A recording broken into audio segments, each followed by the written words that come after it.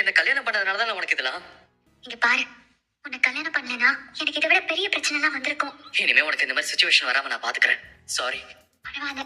எனக்கு நான் ஸ்டேஷனுக்கு போனது கூட வருத்தம் இல்ல. அத்தையும் அரசியும் வந்ததுதான் ரொம்ப கஷ்டமா இருக்கு. அதுலயும் அத்தை ஒரு நாள் பூரா ஜெயில. பாவம் ராஜு, எங்க அம்மா கனவுல கூட அவங்க நினைச்சு கூட பாத்துருக்க மாட்டாங்க ஜெயிலுக்கு போவாங்கன்னு. அங்க இருந்த ஒவ்வொரு நிமிஷமும் அவங்க மனசு எவ்வளவு பாடுபட்டிருக்கும்ல. அதனாலதான் அவங்களுக்கு உடம்பு சரியில்லாம போயிருச்சு. ராத்திரி பூரா ஹாஸ்பிட்டல்ல யாருமே இல்லாம அவங்க இருந்திருக்காங்க. அரசியும் சின்ன பொண்ணு தானே. அவ இது வரைக்கும் ஒரு வார்த்தை கூட சத்தமா பேசியிருப்பாளா?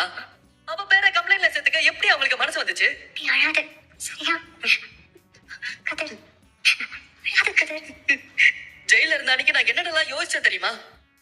கண்டிப்பா அப்பாக்கு ஏதாச்சும் ஆயிடும்னு முடிவே பண்ணிட்டேன். அந்த ராத்திரியோட நம்ம மொத்த குடும்பமும் சதஞ்சு போயிடும், சதறி போயிடும் தான் யோசிச்சேன். என்ன அப்படிலாம் எதுவும் நடக்கலையே. நாம எப்படி போனோமோ அதே மாதிரி திரும்ப வந்துட்டோம்ல. அப்புறம் என்ன? ஐநக்கா விஷயத்துல நம்ம வீட்டுல இருக்கிற யாருமே எந்த தப்பும் பண்ணல. நமக்கு எதுவும் தப்பா நடக்காது கதிர்.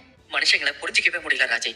இந்த வீடு தான் எல்லாமே. இந்த வீட்டுல இருக்கிற மனுஷங்க தான் ஏன் மனுஷங்கன்னு சொல்லிட்டு இருந்தவங்க டக்குனு ஒரே நாளா மொத்தமா மாறிட்டாங்க. ஆனா யார் மேல அளவு கடந்து அன்பு வச்சிருக்கிறதா சொன்னாங்களோ அவங்கள மொத்தமா எல்லாரையும் உள்ள தூக்கி வச்சாங்க. ஆனா அதே நேரத்துல சின்ன வயசுல இருந்து யார் எங்களை எதிரியா பார்த்தாங்களோ அவங்கதான் இப்ப எங்களுக்காக வந்து நின்னாங்க.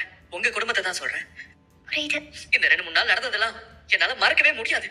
அதுலயும் ஸ்டேஷன்ல அம்மா, நீ, அரசி 3 பேரும் கூடி குறுகி உட்கார்ந்து இருந்தத என்னால மறக்கவே முடியல.